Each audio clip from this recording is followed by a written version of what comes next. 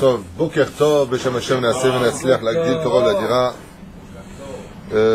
On est aujourd'hui le mardi 26 A, vous dit Henri, et le 11 août 2015 de l'ère vulgaire.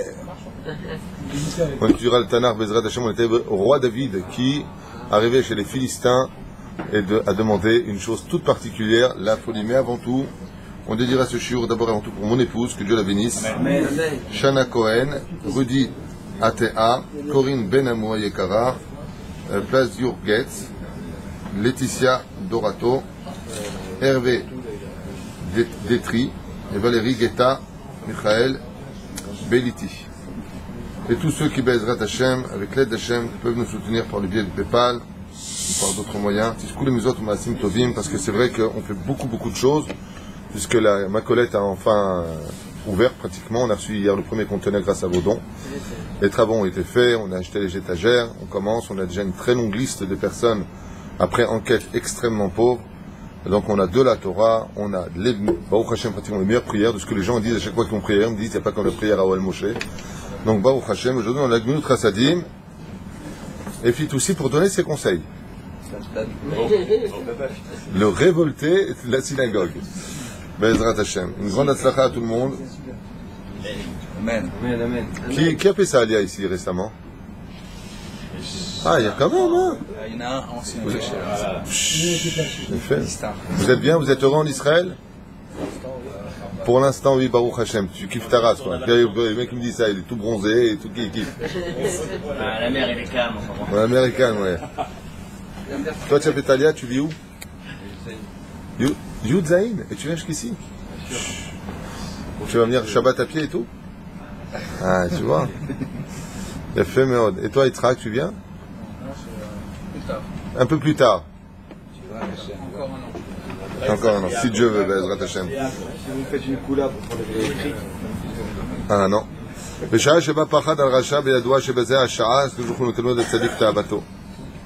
Il dit comme ça, au moment où la peur s'empare d'un mécréant, d'un rachat, on saura qu'à cet instant, le Akadosh Baruch Hu exauce le désir d'un tzaddik. Quand vous voyez qu'un rachat, il a peur de quelque chose, mashma, que le tzaddik, sa prière a été reçue à ce moment-là. Parce que dans ce monde, il ne peut pas y avoir de réussite pour l'un comme pour l'autre. C'est pour cela que face au Rechaim, si tu es Benoni, tu ne peux pas t'en sortir. Quelqu'un qui serait Shomer Mitzvot, sachez-le.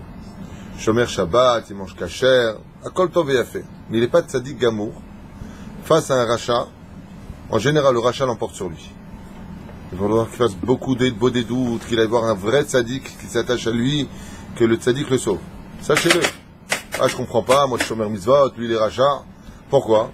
Parce que le tzaddik Benoni, c'est-à-dire celui qui fait Torah Mitzvot, tout son salaire, son srout, il est préservé pour le monde futur. Donc il ne peut pas s'en servir dans ce monde. Donc il vient un peu désarmé face au rachat. Mais le rachat, lui, il a un avantage lequel? C'est que lui, il n'a pas de monde futur, parce qu'il est rachat. Donc tout son mérite, il a fait peut-être des mitzvot, il va le gagner dans ce qu'il a dans ce monde pour avoir de satisfaction. Et il va faire payer au Benoni les avérotes qu'il a fait, qui l'ont rendu Benoni, moyen. Aval, un tzaddik gamour, face à un rachat, lui, il l'emporte. Toujours. Pourquoi? Parce que le tzaddik gamour, il est protégé par le Créateur lui-même. C'est là. La reine ou Marvia Chalav. Le chef d'elle, Benzel et Benzel. Ça vous permettra de comprendre des fois pourquoi. Des fois, il y a des procès qui se passent, il y a des choses qui se passent. Et les gens, ils sont révoltés. Je comprends pas. Celui-là, même pas, il fait Shabbat, il mange rien. Et moi, je soutiens un avraire et je donne, et je gagne pas. Pourquoi? Hatchouba et Pshuta. Les Chachamim, ils disent, parce que tu es Benoni. Et un Benoni face à un rachat gamour, le rachat l'emporte. Pourquoi? Qui a kol avlé olamazé. Lui, t'as fait faire une kapara, tu t'es nettoyé de tes fautes. Donc, t'es monté de degré. Si tu prends Béhava, le rachat, il a satisfaction. Et on lui dit, le but, c'est pas l'histoire d'un film. Le but, c'est la fin du film. On verra comment tu finiras. Hein? Qui a verra, verra. Qui vivra, verra. D'accord. Allez, départ Bamirchol. Celui qui a peur suscitera automatiquement l'échec dans ses affaires. Assour, l'éfahet. Oui, l'échec. C'est marqué ici l'échec. Mirchol, c'est plutôt des obstacles. Il marque deux mots ici, les deux. Et celui qui a confiance en Dieu n'a aucune raison d'avoir peur sur terre. C'est cela qu'il faut avoir tout le temps confiance en Akadosh Baruch Hu. Hein? Le bitachon. Emouna, c'est déjà pas mal, t'as raison. Bon, allez, on va chez le roi David, le pauvre, le roi David, il vient de se marier, il est avec Michal. Le roi Shaoul court derrière, je vais le tuer, je vais l'assassiner, je vais le finir à la hache. Le roi David passe par la fenêtre, s'enfuit chez les Philistins, et on avait vu qu'il avait demandé à Dieu plusieurs choses qu'il ne comprenait pas dans la création du monde. Pourquoi Dieu avait créé les mouches, pourquoi Dieu avait créé les araignées, pourquoi Dieu avait créé la folie. Il trouvait que c'était des choses qui n'avaient pas leur utilité sur terre. Et on verra que ces mêmes demandes du roi David, en fin de compte, aboutiront au fait qu'il les demande lui-même, en priant et en jeûnant le créateur du monde. Je t'en supplie Hachem, donne-moi la folie. Pourquoi est-ce qu'il demandera la folie?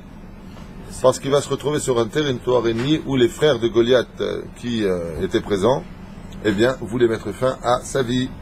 Donc Hachem Shammad et Tfilato ve'eka beshigaon oto ve'tishto ubito shel Akish shel Melech Gat היה דוד דופק על דלת ארמון מלך וצועק המלך חייב לי הרבה שקלי זהב. Et qu'est-ce qu'il a fait lui? C'est très marrant ce qu'on découvre des fois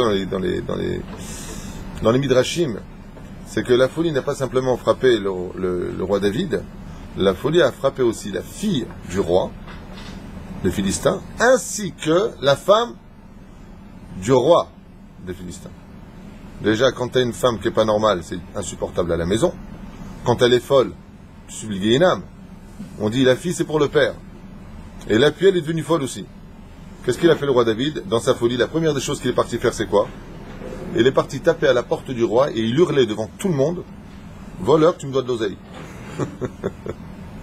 Créé devant tout le monde, le peuple public, il tapait à la porte du roi, il disait: tu me dois une tonne d'oseille, toi. Et il tapait très très très fort. Eh le roi, viens ici, tu me dois de l'oseille. Non, on vient de dire à l'instant qu'il est devenu mamache fou. Il a demandé la folie. Pourquoi? Parce que c'est une très bonne question. Bémet, c'est rare, mais c'est une bonne question. Pourquoi? Mekabel Be'ava. Non, Bémet, pourquoi? Tu as raison, pourquoi il n'aurait pas fait semblant au lieu de prier? Il fait semblant d'être fou. Ah, alors Baba Fitoussi. Voilà, on entend le Mazgan, mais on ne t'entend pas. Oh, il est fait, mais d'abord et avant tout, le roi David est quelqu'un de émet. Quelqu'un qui est émet. Quand il ment, on le voit tout de suite. Mais à part ça, il y a autre chose. Quand quelqu'un prend de l'ecstasy, qui prend un joint, qui prend quelque chose, tout de suite tu le vois dans ses yeux. Ils sont un tant soit peu jaunâtres. Quand quelqu'un est fou, il y a une pellicule sur les yeux qui ne trompe pas. Quelqu'un qui a de la folie, il a une pellicule qui comme ça qui traverse l'œil. Mais le roi David, non seulement il est super intelligent, il est pieux et il est équilibré, on ne peut plus. Comment tu veux qu'il va se passer pour un fou? Ça le fait pas. C'est là. Par contre, la folie, elle, quand elle agit. Tu peux le voir au comportement. Ça me rappelle à l'armée. Combien de gens ont fait semblant de faire leurs besoins à l'armée? Ils se sont fait réformer. Dans le train couchette Kautrabi, cette nuit-là, ils n'ont pas fait. C'était qui celui qui était en dessous? Un des responsables de l'armée qui est venu surveiller si là aussi dans le train couchette il va faire. Et tu peux pas être. Il y a un moment où tôt ou tard tu vas te faire attraper. Donc là, il est obligé de demander réellement la folie. Pourquoi? Ils ont leur psychiatre là-bas sur place. Tu es fou, toi? Viens ici. Alors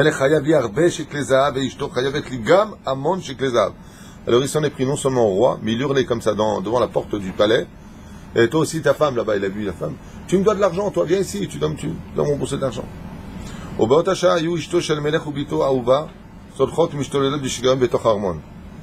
la Kadosh Baruch Hu, non seulement il a rendu le roi David fou à ce moment-là, mais pendant que le roi David criait: tu me donnes de l'argent, elle hurlait, elle et sa fille: ouais, il nous donne de l'argent lui aussi. Il y a eu un truc de folie, et maintenant le roi, il n'en pouvait plus le roi. Arrêtez, je vous donne tout, stop, arrêtez d'hurler dans cette maison. Et il n'arrêtait pas d'hurler. Ils hurlaient comme des folles, et elles bavaient, elles se jetaient par terre, et elles s'arrachaient les cheveux. Le roi est devenu fou, mais pas fou par la folie, fou de supporter des fous. Des fois vous rentrez chez vous à la maison, vous avez des enfants qui se battent et qui hurlent. Comment vous êtes? Vous devenez fou. Imaginez que la femme elle devient folle, que la fille elle devient folle, et qu'il y a un fou dehors qui hurle: tu me dois de l'oseille. D'accord? Maintenant t'es le roi, qu'est-ce que tu fais? Alors ici il y a marqué que le roi il était fou de sa femme, il était fou amoureux d'elle, et il adorait sa fille plus que tout au monde. C'est bel gadol meod de voir des gens que tu aimes qui souffrent. Il a dit: Klacht, Il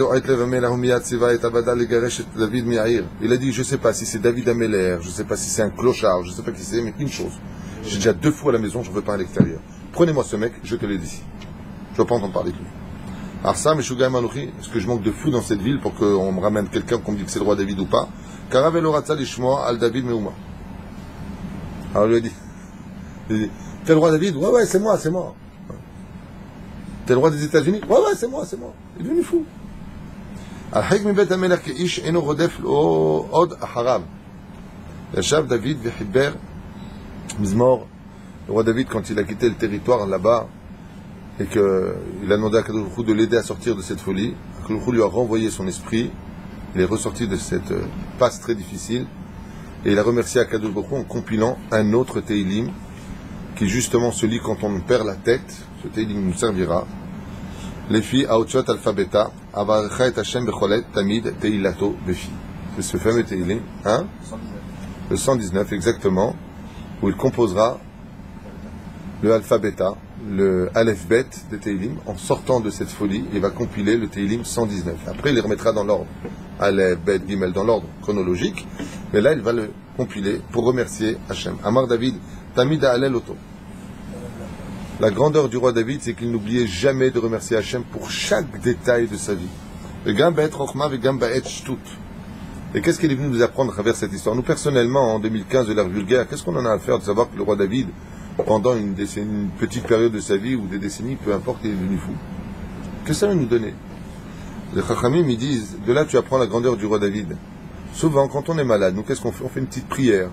On trouve toujours des circonstances atténuantes. Le roi David, il remercie au même niveau pour les bonnes nouvelles que les mauvaises nouvelles. Le fait qu'il soit en chokhma, tu peux dire c'est normal, il était équilibré, il pouvait écrire des teilim. Et les Chachamim, ils disent, Gam ve'et shtut, même quand il était dans les shtuyot, c'est-à-dire dans la bêtise de l'esprit, il compilait ou composait aussi ces teilim. Et Tamid teilato befi, Tamid teilato, mais c'est Tamid, toujours, peu importe la situation dans laquelle je me trouve, je n'oublierai pas de te remercier au maximum de ce que je peux faire pour toi, Hachem. Femme, c'est fait ton frère David, chez Kol Mashebara, que Baruch Hu Bolamo, Bechokmo, Bavarata Asa. Amar David, Ifne Hachem, Ribono Shulam, Ma Toelet, Bakavish, Barata Boramecha.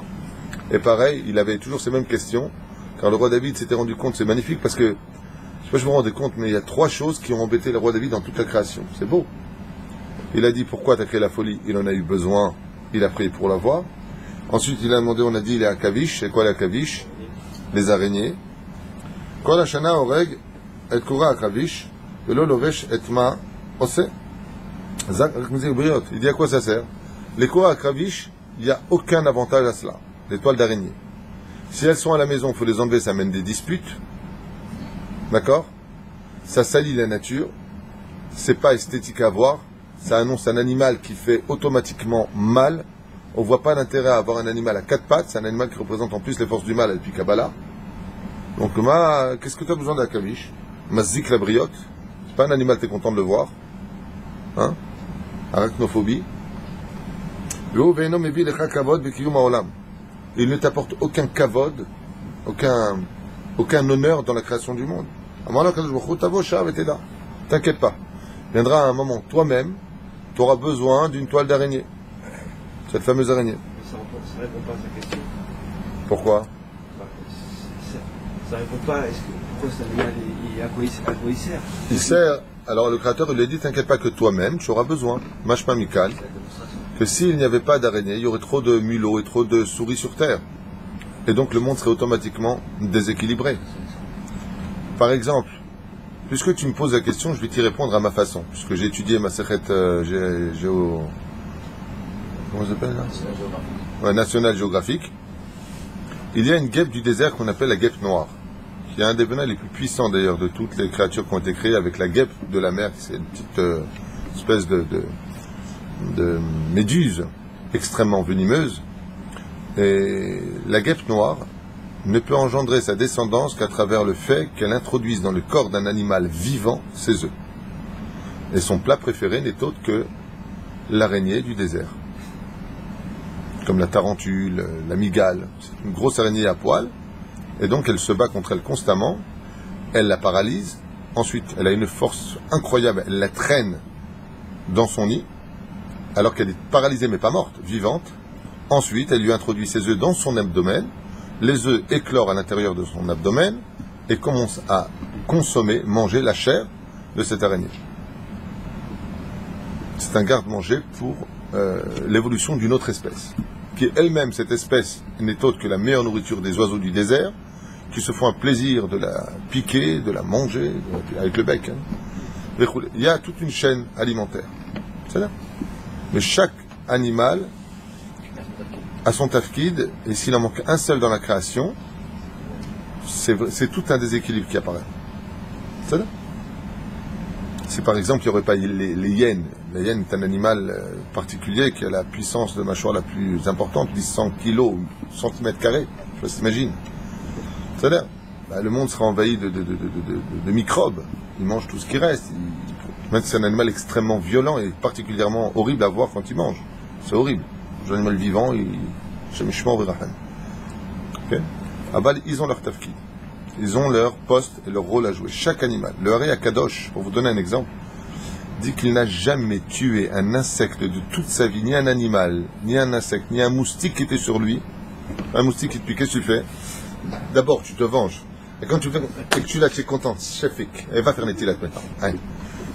Le Haré Akadosh, quand un animal se posait sur lui, il le regardait, il le renvoyait avec shalom. Pourquoi? Bah non, c'est pas le côté, ça me paraît tout sans tout, si la créature de Dieu, machin. L'Alacha, elle te dit, Baba, si un animal est nuisible, tu peux le tuer. Alacha. Aval, il savait que cet animal-là, si Akadosh Baruch Hu l'avait créé, il a peut-être encore un tafkid à faire, il ne veut pas lui arrêter ce tafkid. Allez, il le renvoie. C'est comme là, ce matin, là, 4h du matin, tu dors et tu entends. Et dans l'oreille en plus. Oui, je sais pas pourquoi, ils connaissent l'oreille. Hein. Tu dors comme ça, tu es crevé, tu es là-bas, comme si tu mettes. Ouais. Et il vient, il fait ça. Et là, ça te réveille. Hein. Alors tu te lèves et tu allumes la lumière. Ta femme te fait un scandale, c'est le deuxième moustique. Et tu le cherches, et tu le cherches, et tu le cherches. Ouais. Ouais. Avec la serviette, toi aussi. Ouais. Une fois, je suis comme ça à 3h du matin, je fais une parenthèse, c'est pas grave. Je suis parti pour une serviette, je lui ai dit, celui-là, il gadal, veit kadash, shemé, rabat. À la race. Il m'a piqué, il m'a déchiré. Je l'ai éclaté au mur.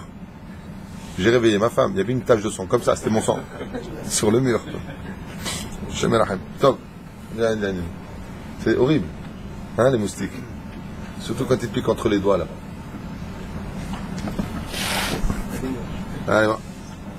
Ouma, oreg. Koura kavish mezik.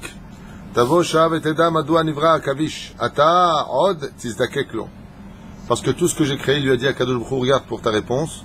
Et il lui a dit, tout ce que j'ai créé, je l'ai créé pour les hommes. Les akavish, les araignées, les serpents, les scorpions. Pour te donner un exemple concret. Je te dis, je suis spécialiste de National Geographic. Ouais, moi aussi, j'aime beaucoup regarder comment la nature se compose. Tu sais de quoi sont faits la majeure partie de nos médicaments? De leur venin à eux. La majeure partie des médicaments, c'est pour ça que quand tu vas à une pharmacie, tu vois un serpent qui tourne autour d'un verre de consommation. Ce sont ces mêmes animaux nuisibles qui peuvent guérir. Tu sais que la majeure partie des plantes les plus venimeuses comportent en elles les plus grands remèdes de toutes nos maladies. C'est souvent dans le pire que se trouve le meilleur. Ça donne. Ça, j'ai aucun doute. Mais ce que je sais pas, c'est que dans la dernière fois, vous avez dit, il lui explique que chaque chose que j'ai créée. Alors pourquoi il lui envoie, c'est comme si il lui envoie une punition. Tu es trop gentil quand tu parles, tu sais. Tu parles tellement gentiment, j'ai envie de dormir. Qu'est-ce que tu dis? Pourquoi il lui envoie cette punition des gens en aura besoin? Qu'il lui dise chaque chose que j'ai créée, c'est pour l'amour. Il a fait méode, parce que pas n'importe qui, il s'appelle le roi David qui écrit des Teilim. Le roi David vit ce qu'il écrit. Et donc il se doit de vivre les expériences, non pas philosophiques, mais sur le terrain. Et donc quand il sera dans la grotte poursuivi, parce qu'il va se passer, on le dit à l'avance, ils vont le poursuivre, et le roi David va se retrouver face à une situation, c'est où il va tuer des juifs, qui étaient des soldats d'Israël, où il va essayer d'éviter de tuer, se cacher. Et pour cela, il va se passer un événement bizarroïde, c'est qu'il va rentrer dans une grotte, on va le lire, et une énorme araignée, mais pas une araignée style une araignée que tu tues avec ton doigt, tu vois, avec ta pompe. C'est une araignée, si tu lui montes dessus, tu peux faire du cheval. Elle va tout de suite tisser une toile d'araignée. L'intérêt du roi David, était merveilleux, parce que si le roi David est rentré et qu'elle a tissé extrêmement vite cette toile d'araignée, quand tu passes devant une grotte et qu'il y a une toile d'araignée, c'est qu'automatiquement personne n'est rentré. Donc ils vont passer devant la grotte, mais l'araignée, elle n'était pas gentille. C'était une araignée palestinienne. Et qu'est-ce qu'elle a fait? Elle a tissé une grosse toile d'araignée qui était aussi épaisse que des cordes. Pourquoi? Pour attraper Pour empêcher le roi David de sortir. Voilà. Donc le roi David, il a dit merci à l'araignée, il lui a dit hey, Shiachol Nia Bidvaro. Voilà. תכף נראה. ומדוע נברא עכביש עתה לא עוד תזקק, ואכן היה לו דוד המלך באחת מהפעמים רבות שברח מפני המלך שאול, הסתתר במערה ובא עכביש וטבע את קוריו על פתח המערה, ולא עבר זמן רב והמלך והחייליו עברו במקום ורדפם אחרי דוד וראו את המערה. Ce que je viens de vous dire, il le dit ici tout simplement. כן, אך לא נכנס לחפש בתוכו מפני שהיה שם קורא עכביש על פתח המערה, וסימן שאיש לא נכנס לתוך זה זמן רב. וכך ניצל דוד המלך פעמיים, ודווקא על ידי אותם הדברים שחשב שאין להם זכות קיום העולם. Il a voulu tout simplement lui dire au roi David que tu vois que toi-même, personnellement, tu as eu besoin de ce que tu trouvais le plus négatif, c'est-à-dire les toiles d'araignée, qui t'ont carrément sauvé ta propre vie. D'accord? Comme on avait vu dans le Perek Shira, qu'à la fin du Perek Shira, il demande, après 85 jours de jeûne, de comprendre pourquoi les chiens ont le mérite de lire des louanges, de dire des louanges, l'ange qui dirige les chiens dans ce monde, qui sont des animaux impurs selon la tradition juive, d'accord, et de qui plus est, Azepanim, Mazé Azepanim, ce sont des animaux orgueilleux. Le chien est un animal très orgueilleux puisqu'il se permet d'aboyer après des humains. Il y a des hiérarchies, minéral, végétal, animal, homme, et lui il n'hésite pas à. Donc on a posé la question, il dit mais comment se fait-il que tu laisses cet animal te louer? Ouais, puisque l'esclavage s'est fait par le biais des chiens, comme on le voit dans les îles des Caraïbes, les chamishmor virahim, ce qu'ils font aux animaux là-bas. Les chiens sont mis en plein milieu d'un champ, j'étais plusieurs fois là-bas, dans les îles, ils mettent des poteaux et tu vois des chiens attachés en plein milieu d'un champ sous la chaleur. Je vois la question, mais pourquoi ils font ça? Il dit, ouais, ils se vengent parce que comme les chiens rattrapaient les esclaves noirs qui se sauvaient, alors ils leur font subir ce qu'ils ont subi. Bon, moi je trouve ça dommage, mais c'est horrible, surtout que c'est assour al-pi halakha, tsar balekhaim. Il ne faut pas faire souffrir un animal, chas v'shalom. C'est pas bien de faire souffrir un animal. C'est-à-dire ce que tu as fait, on te le fera. Peu importe. Bof. Quoi qu'il advienne. Il pose la question, il dit pourquoi? Il lui a répondu, l'ange qui est venu voir le tzaddik, il lui a dit, si tu n'étais pas l'élève de Rabbi Hanan Mendoza, jamais je serais venu te le dire, mais sache qu'avec le chien, il a deux mérites. Il n'a pas aboyé le jour de la sortie d'Égypte, et qu'avec les excréments du chien, on fait de l'engrais qui permet de rendre lisse la peau du Sefer Torah, des mezuzot et des téphilines. C'est pour tanner la peau, qu'elle devienne lisse. On prend les excréments du chien qu'on attend qu'ils deviennent comme de la poussière, on les met. Une fois que c'est comme la poussière, ça n'est plus indigne d'excréments. D'accord? Ça devient comme de l'engrais fin, et on le place sur la peau, et après, on commence à rendre la peau extrêmement lisse. Et ça, c'est fait avec quoi? De la crotte de chien. Donc il lui a dit, l'ange lui a dit, mais les animaux, même ça, imagine la crotte de chien, c'est avec ça que l'on tanne la chose la plus kadosh du peuple juif, le Sefer Torah, les filim, les mezuzot. C'est là. C'est Pérouché là-bas. Donc chaque création a automatiquement deux. ברופא אחרי דוד הציג שאול המלך עליו השעונים לפני משפחת דוד, בכל פעם בא אל ביתם ושאל אותם היכן מסתתר דוד. Comme le roi David passait son temps à fuir alors qu'il avait été déjà proclamé roi d'Israël, qu'est-ce qu'a fait le roi Shaoul? Il passait son temps à venir embêter la famille du roi David, lui demandant où est-ce qu'il est, où il se trouve. Et comme il ne pouvait pas répondre parce qu'il ne savait réellement pas où il était, et il les menaçait. C'est parti loin cette histoire. Hein?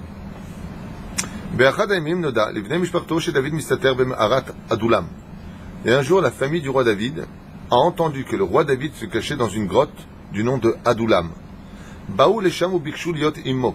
Ils sont partis là-bas pour être avec lui. Imiyu rabim immo. Chashav David sheye caché lo livroach mimakom le makom. Le roi David dit non, je veux pas que tu sois avec moi, parce que quand on fuit, moi on est nombreux, mieux on se porte. On est nombreux, on va se faire remarquer. לכן לקח את בני משפחתו אל מלך מואב וביקש ממנו לתת מסתור לבני ביתו. Pour protéger sa famille, le roi David, qu'est-ce qu'il a fait? Il a demandé au roi de Moab, avec qui il avait de bonnes relations, de bien vouloir accueillir sa famille pour les protéger du roi Shaoul.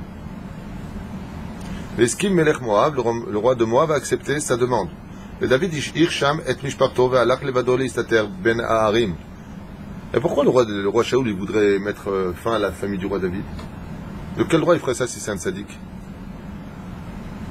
Cher. Le roi il demande, vous savez où il est? Non. Je vous promets qu'on ne sait pas où il est. Par quel digne de la Torah il pourrait mettre fin à leur vie? Comme on n'a pas le temps, ça s'appelle Mored Bemalchut. Trahison de la couronne, c'est Chayav Mital. Pi halacha, si quelqu'un trahit la couronne du roi, on a le droit de mettre à mort dans la Torah. C'est-à-dire, le roi Shaoul se basait sur cette halakha-là. Si vous savez où il est, vous ne le dites pas, vous êtes Mored Bemalchut, je suis encore le roi.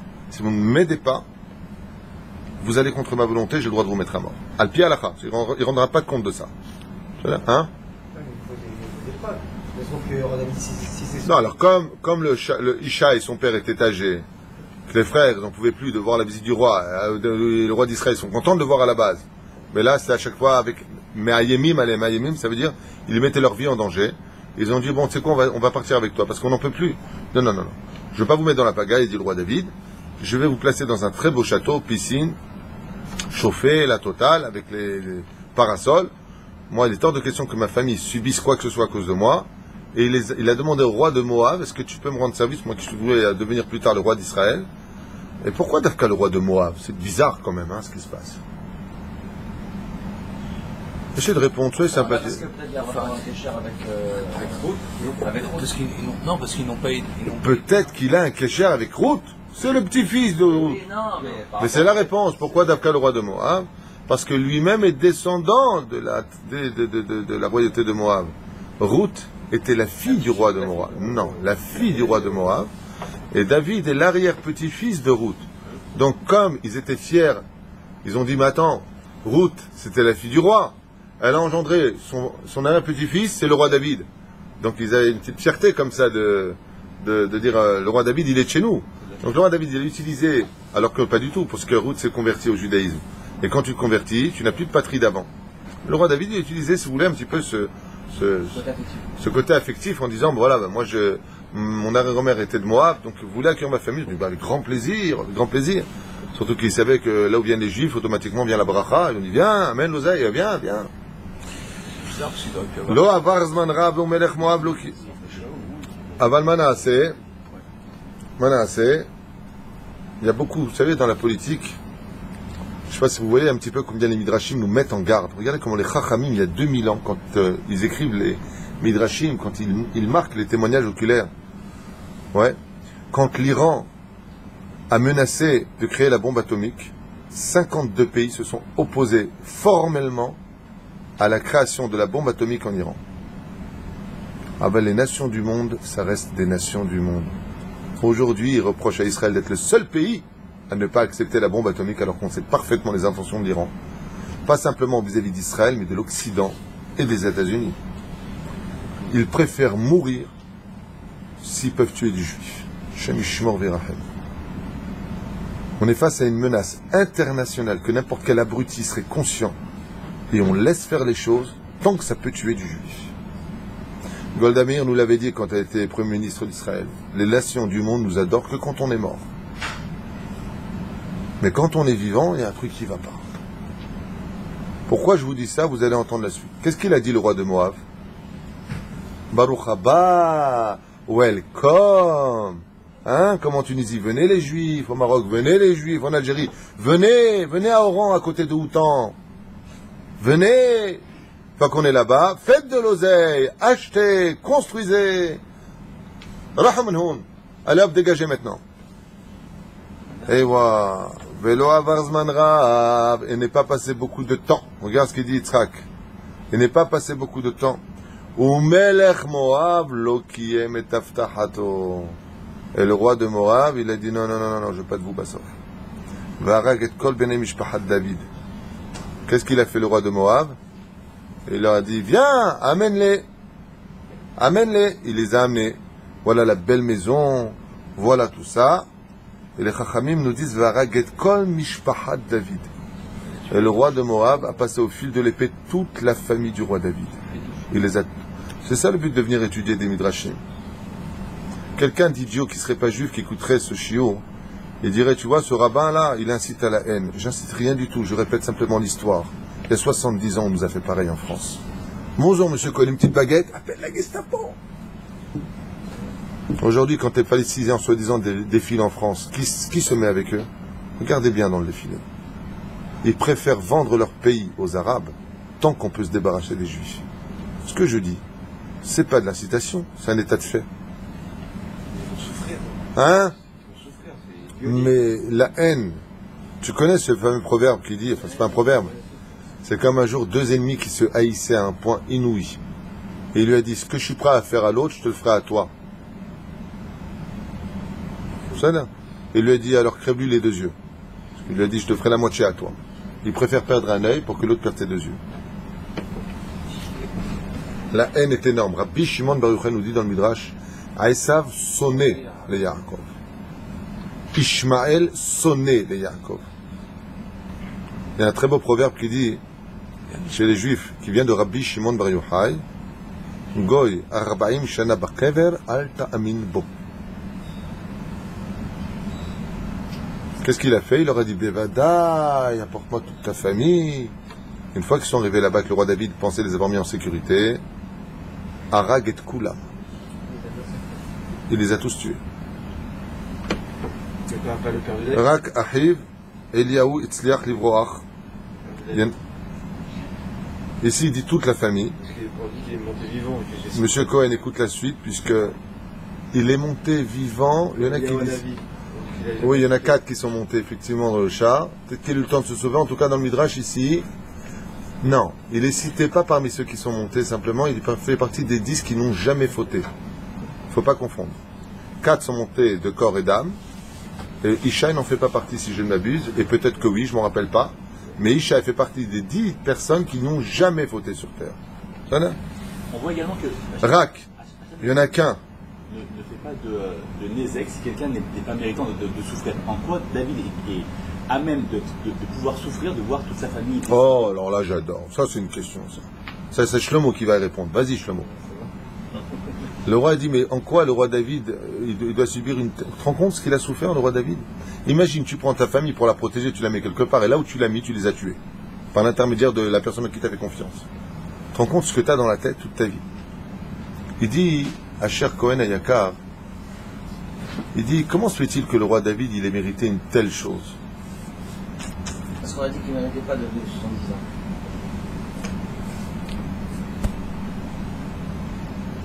Quel rapport en plus? Quel rapport 70 ans? Je ne parle pas du roi David. La question qu'il pose, c'est qu'est-ce qu'il a fait le roi David pour mériter? Parce qu'on a 70 ans de vie. Donc Mais non. Non. C'est le jus pour que ce soit le meilleur. Il a mis sa confiance ailleurs. Parce qu'il est tzaddik, on avait dit, je crois, et donc il est. Ah, c'est du gamin, le roi David. Ah, peut-être parce que Bah, là, donc, il a manqué des Mouna en allant voir le roi de Moab. Oui. Il aurait dû plutôt demander à Hachem ce qu'il devait faire. Il a mis. Alors, il y a deux choses. Un jour, le Hanel le Alechem, la Gemara elle pose la question, elle dit un jour il y a un goy qui n'aimait pas les juifs et qui a demandé à un tzaddik quoi faire pour telle et telle situation. Et le tzaddik il lui a dit donne de la tzedaka, fais de la tzedaka. Il y a une bat-kol qui est sortie qui lui a dit pourquoi tu donnes mes secrets aux nations du monde? Maintenant à cause de toi il va avoir du mérite.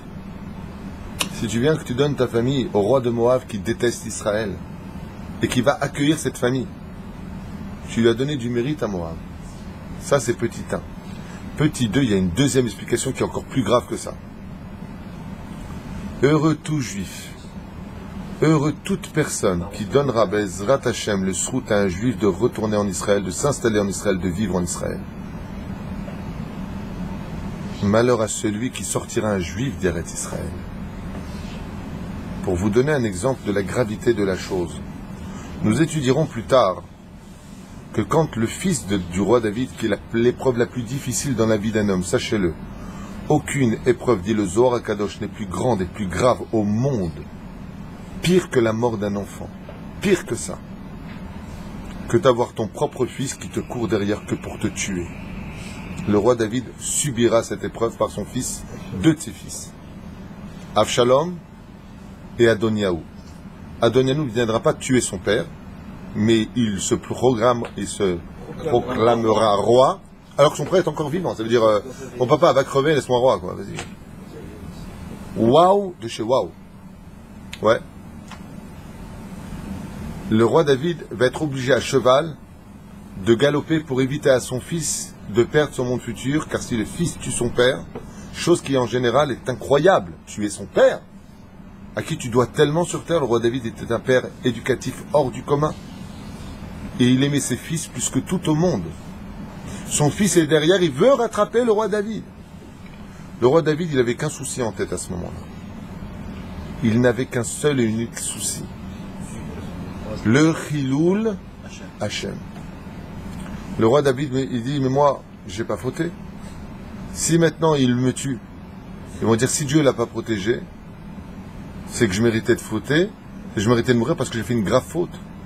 Donc si le roi Avshalom arrive à me tuer, le peuple d'Israël dira, en fin de compte, le roi David était un rachat. Comment Dieu l'a laissé? Il avait une faute extrêmement grave sur lui. Comment se fait-il que Dieu a laissé son fils l'atteindre? Donc le roi David a cherché à faire une avéra extrêmement grave, qui justifierait qu'il méritait la mort de la main de son fils. Et là, qu'est-ce qu'il a fait comme avéra extrêmement grave? Il est sorti d'Eretz Israël avec son cheval, il a poursuivi, alors que normalement, et puis à la chasse, c'était poursuivi, t'as le droit, et puis quoi nefesh. Qu'est-ce qu'il a fait? Quand il est passé de l'autre côté de la frontière, il s'est arrêté, il a dit maintenant il peut me tuer, ils comprendront pourquoi il m'a tué. Pourquoi? Parce que la Gemara nous dit dans Masechet Ktubot Kufyud Amudbet en bas, Kol Adar Bechutz Laaretz Ke Ilu Oved Avoda Zara. Tout celui qui vit dehors de la terre d'Eretz Israël est comme si il faisait de l'Avoda Zara. Qu'est-ce qu'il fait le roi David? Son cheval, son but était de sortir d'Eretz Israël. Il dit maintenant s'il me tue, ils comprendront. Oved Avoda Zara. Comme ça disent les Chachamim. On lira ça plus tard. Donc qu'est-ce qu'il a fait lui maintenant pour protéger sa famille? Puis quoi nefesh? Il les a envoyés à Moab. Non seulement il lui a dit Hachem, tu donnes du srout à Moab, qui vont faire de la tzedaka avec des juifs, donc je vais leur donner. Mais Moab, il ne vient pas dans le peuple d'Israël, et en plus tu les sors d'Eretz Israël. Là, tu vois. Il a commis une erreur, c'est d'avoir sorti des juifs d'Eretz Israël. Même quand on a des problèmes de parnassa en Israël, chose qui peut être courante à une certaine époque. Aujourd'hui, je pense qu'il y a plus d'argent à faire en Eretz Israël qu'en Galout, avec tout respect que je vous dois. Tout simplement rentrer dans le système israélien, parler couramment l'hébreu et arrêter de signer des contrats sans lire ce qui est marqué dessus. Je m'excuse, je me permets cette parenthèse. C'est ça? On reviendra sur le sujet. Rak, il y a eu un seul survivant des frères du roi David, qui s'appelle comment? Eliaou. Il y a Eliaou, le frère du roi David, le grand frère du roi David, qui lui, Itzliach Livroach, El Nahash Melech Amon. Il a réussi à se sauver de là-bas. Au Bikesh Listater Etzlo. Il est parti chez qui? Il était à Moab. Il est parti en face. Comment il s'appelait le roi de Amon? Nahash. Son nom c'était Serpent. Il est passé de Moab à en face. Amon. Les Ammonites. Et là-bas il y avait un roi qui s'appelait Nahash. Il lui a dit voilà, je suis le frère du roi David. J'étais chez ton concurrent à côté. Il a tué toute ma famille. Est-ce que tu peux me protéger? Au Bikesh Listater Melech ben Amon richem alav veishir et achiv David be'armono. כנודע דוד על רשעתו של מלך מואב ועל טוב ליבו בחזו של מלך בני עמון ולא נענה לאף צרות ומואבים ולא הסגיר לידם את אחיו. Qu'est-ce qu'il a fait le roi David? Il a entendu la haine et la cruauté des habitants de Ammon et du roi de Ammon. Il a gardé ça, il dit pas de problème. De Moab, pardon. Et il a entendu la pitié qu'a eu le roi de Ammon, Nahash, sur lui. Et qu'est-ce que nous disent les Chachamim? Faites très attention de la pitié d'un rachat. Le Nahash, c'est un animal qui est très utile à la création. Mais quand il pique, t'es mort.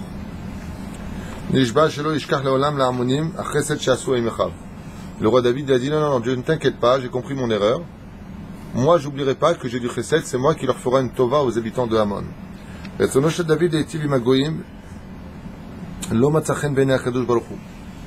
Et là, il a dit, Akadosh Baruch Hu n'était pas content. Il lui a dit quoi? Tu veux faire maintenant du bien avec ces nations-là?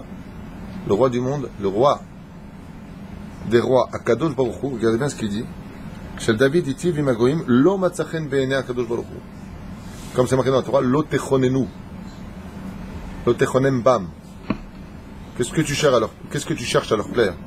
Une des choses que le peuple d'Israël doit absolument inclure une fois pour toutes dans son sang, avec ses globules rouges, ses globules noirs, sa lymphe, c'est rouge et blanche. Ouais, et sa lymphe, c'est une chose qu'il doit inclure. Arrêtez de faire la lèche aux nations du monde.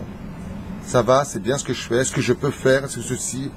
Arrête, on a Dieu, cherche à plaire à Dieu. Et lui dit, mais si tu as besoin de... Il dit, oui, mais à Karatatov, il faut la reconnaissance. Il lui a dit, tu sais quel est ton problème, David Amelech? Il lui a dit, tu es trop tzaddik. Tu dois être tzaddik, avec certaines mesures. Amarlo Hashem, il dit, à force d'être tzaddik, tu finis carrément par enfreindre mes lois. N'ai-je pas dit qu'il n'y a pas de shalom pour Ammon et Moab? Tu as oublié la xéra de la Torah, il lui a dit, maintenant tu veux faire le shalom avec eux? Il n'y a pas de shalom. Chez Nehemar, en shalom, la rechaim. Le vitam. Tu as oublié que dans le désert, ils nous ont laissé crever, il lui a dit Hachem. Le juif n'a pas le droit d'avoir de la rancune vis-à-vis de l'un, vis-à-vis de l'autre, entre frères. Ah n'oubliez pas ce qu'a fait Hitler. Lo tishkach, n'oublie pas ce que t'ont fait les nations du monde. Les Juifs sont partis vite mettre leur argent en Suisse à une certaine époque. Soi-disant pays neutre. C'était les premiers à nous vendre de tous les pays européens. C'était le piège des pièges de l'Allemagne. Ils étaient persuadés d'arriver en Suisse et d'être sauvés. Tous les trains les attendaient pour aller à Auschwitz. Il y a juste 70 ans. Mon propre père s'est sauvé des camions allemands. Mon père, pas mon grand-père, mon père. Il s'est sauvé des camions allemands. Il a réussi à s'échapper. On parle pas de préhistoire. On a déjà oublié. On a déjà oublié. À un tel degré qu'il y a déjà des Juifs qui sont partis s'installer à Berlin, et de plus en plus. Je sais pas si vous comprenez de quoi je parle. Il y a 70 ans sur ces mêmes pavés. Ouais. Aujourd'hui, en Italie, ils vendent du vin qui s'appelle Hitler, avec la photo d'Hitler dessus. Et ils les vendent dans les boutiques, c'est une vente ouverte à tout le monde. On a oublié. Tu peux même trouver un Juif qui va... Tiens, fais voir ce vin là, comment il est? Bon, écoute, Hitler, c'est... On n'a pas le droit d'oublier le mal que nous ont fait les nations du monde. On n'a pas le droit d'oublier le mal que nous ont fait la Tunisie. On n'a pas le droit d'oublier le mal que nous ont fait l'Algérie. Nous, on est partis, on n'a jamais jeté de pierre en Algérie, jamais jeté de pierre en Tunisie. On n'a fait qu'enrichir leur pays. On a apporté du touriste. On a rendu leur ville magnifique. Là où il y a du juif, il y a toujours eu de la bracha. On nous a jeté du jour au lendemain. Baruch Hashem, tant mieux, quelque part. En nous fouillant sur le port. Avant de rentrer dans les bateaux, ma mère m'a raconté, on était fouillés. Nos bagues, nos bijoux, tout sur la table devant ces douaniers. Et hop, dégage. Bon, grâce à Dieu, on est parti, comme elle m'a dit, une main devant, une main derrière, mais on est parti avec notre âme.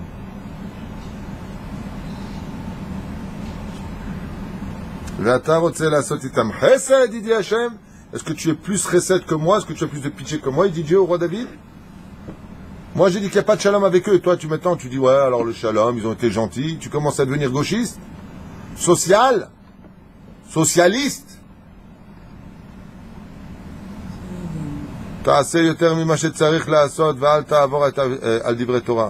Il lui a dit du roi David, si tu veux te la jouer style le grand chassid de la vie, il n'y a pas de problème, mais pas sur le dos de la Torah s'il te plaît.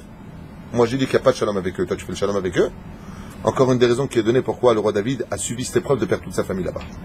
Comment tu peux penser à amener ta famille chez moi? Donc le roi David a commis une erreur grave, pas petite.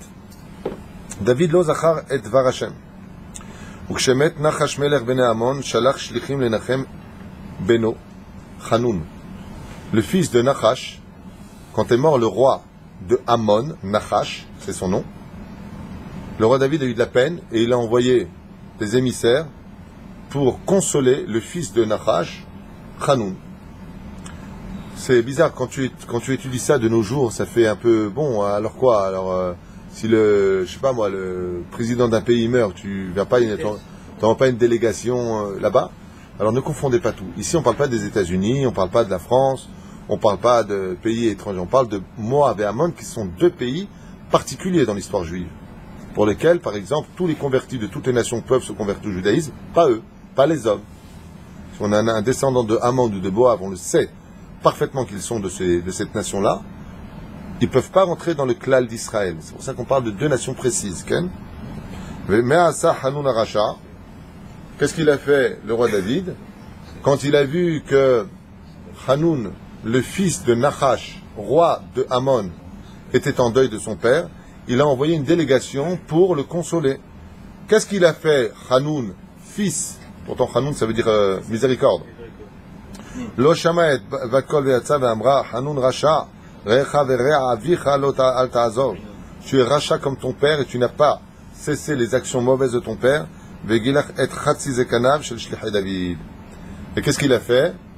Comme pour être serviteur du roi David, il y a une chose que vous savez peut-être pas, mais pour être serviteur du roi David, il fallait avoir une particularité. Vous savez qu'il y a eu des fous chez nous, et il y a beaucoup de gens intelligents aussi. On a eu des gens un peu fous comme Bar Korba, qui pour faire partie de son armée, tu devais t'arracher. Bon, lui c'est un truc un peu spécial. Tu devais, hein, ouais. Bon, je vous le dis à vous comme ça à toute vitesse. Pour faire partie de son armée, il fallait que tu prennes ta main gauche, pas ta main droite, et qu'avec tes dents tu t'arraches le pouce. On est venu Rabbi Akiva, lui, mais qu'est-ce que tu fais? Tu es en train d'extropier l'armée d'Israël. Bon, il a dit ok. Une autre épreuve alors, ou deux, tu veux faire partie de mon armée, monte à cheval. Tu vois cet arbre. Sans bouger de ta selle, tu dois passer et l'arracher avec ta main. Déraciner, comme tu dis, un cerisier ou quelque chose comme ça. Tous les soldats de Bar Korva étaient capables de déraciner un arbre, un petit arbre, pas... Vas-y toi, essaie de déraciner, pas une fleur, hein. Un arbre. Le nom est donné dans le Midrash là-bas, j'ai oublié ce nom. Ouais. Alors chacun avait ses épreuves. Le roi David avait aussi une épreuve. Pour faire partie des serviteurs du roi David, si tu touchais un poil de ta barbe, tu ne pouvais pas faire partie de ces gens de confiance. Donc qu'est-ce qu'il a fait Hanoun, roi de Moab, nouveau roi de Moab, quand il a vu les shlichim du roi David qui ne touchaient pas un poil de leur barbe, il leur a dit, venez ici vous, ne bougez pas. Il a pris son glaive et il leur a rasé là-bas, mais pas toute la barbe, la moitié. La moitié de la barbe. Ce qui fait que d'un côté, quand il était comme ça, il dit, oh, il est barbu le mec. Ah, il est imberbe. Ils étaient la moitié de la barbe. Maintenant, eux, qu'est-ce qu'ils ont fait? Ils étaient humiliés. Dans un cas pareil, franchement, qu'est-ce qu'ont fait les serviteurs, la délégation du roi David? Ils ont envoyé une missive au roi David en disant, voilà ce que nous a fait Hanoun, roi de Hamon, fils de Nahash. Il nous a coupé la moitié de la barbe. Que devons-nous faire? Moi, personnellement, je répondrais, rasote moitié. Comme ça, t'es normal, quoi. Je veux dire, on va pas attendre 100 ans. Aïe, aïe, aïe, aïe, aïe. Velo rakzot ela shechatach et gilmotehem veshalach otam me'artso bibizayon gadol. Pas simplement la barbe, mais leurs habits. Il a pris avec son glaive, il leur a coupé tous leurs habits comme s'ils ressemblaient à des haillons. Dieu lui a dit, ne fais pas de tova avec eux, ne fais pas de bien avec eux. Le roi David allait vous faire ça, ils ont été humiliés. En même temps, ils ont dit au roi David, bon, qu'est-ce qu'on fait maintenant? Il leur a dit, restez là-bas jusqu'à ce que l'autre partie elle repousse. Revenez en Israël si vous voulez, mais ne revenez pas me voir s'il n'y a pas l'autre moitié de la barbe. Je ne prends pas la moitié du travail chez moi. Vous vous rendez compte, le roi David, à quel point, Baruch Hashem, il était pieux. Baruch Hashem. Voilà, on s'arrêtait là. C'est rangé quand même. Hein? On verra tout ça par la suite. On verra tout ça par la suite, comment le roi David va venger l'honneur d'Hachem. Et de l'autre côté, Bezrat Hachem, une fois de plus, même si le peuple d'Israël se doit, et j'insiste énormément, d'être une lumière pour les nations du monde, voire même d'éclairer les nations du monde de par elles-mêmes, respecter les nations du monde, d'abord, il y a une priorité. Plaisons d'abord à Kadosh Baruch Hu, et après, selon les critères de la Torah, commençons à plaire aux nations du monde. Et si en Israël aujourd'hui, sur le domaine politique, sur le domaine historique, sur le domaine social, ça ne va toujours pas, c'est essentiellement pour cette raison-là. Tant qu'à la Knesset, ils s'inquiéteront toujours de savoir qu'est-ce que va penser Obama, qu'est-ce que va penser Hollande, qu'est-ce que va penser Merkel, et ainsi de suite, on ne s'en sortira jamais. Comme c'est marqué noir sur blanc au nom du roi Salomon. Maudit est l'homme qui a mis sa confiance en l'homme, mais béni est l'homme qui a mis sa confiance en Dieu. Kol Tov.